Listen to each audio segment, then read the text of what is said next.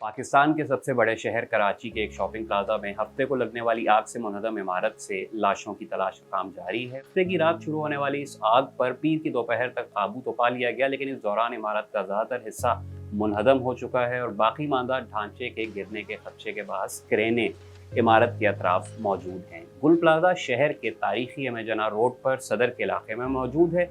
सड़क के उस पार शहर की सबसे बड़ी मोबाइल और इलेक्ट्रॉनिक मार्केट है, जिसकी वजह से इंतहाई मसरूफ कारोबारी इलाका है।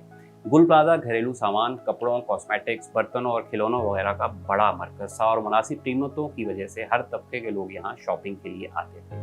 कपड़े, प्लास्टिक, गत्ते के डब्बे और दीगर सामान, तंग रास्ते और गैर मेयारी बिजली का निज़ाम, ये सब मिलकर ऐसा माहौल बनाते थे जिसने सानहे को नागुज़ीर बना दिया। प्लाजा में आमदोरफ्त के लिए रास्ते मौजूद हैं, लेकिन आप जिस रास्ते से भी दाखिल हों, सामान से भरी राहदारियां और बिजली की तारों के गुच्छे आपका इस्तकबाल करते हैं। अगर आपको इस प्लाजा की बालाई मंजिलों पर बनी दुकानों पर जाना हो तो तंग गोल चक्कर खाती सीढ़ियां एक बार आपके हौसले को जरूर आजमाती हैं। सिंध बिल्डिंग कंट्रोल अथॉरिटी के मुताबिक ये इमारत 1980 की दहाई में तामीर की गई, जिसके बाद 1998 में इस पर एक इजाफी मंजिल भी तामीर की गई। जियो न्यूज़ ने सिंध बिल्डिंग अथॉरिटी के हवाले से मजीद बताया कि नक्शे के मुताबिक गुल प्लाजा में बेसमेंट समेत 3 मंजिलों की इजाज़त थी, लेकिन इमारत के पार्किंग एरिया में दुकानें बना दी गई और छत को पार्किंग में बदल दिया गया।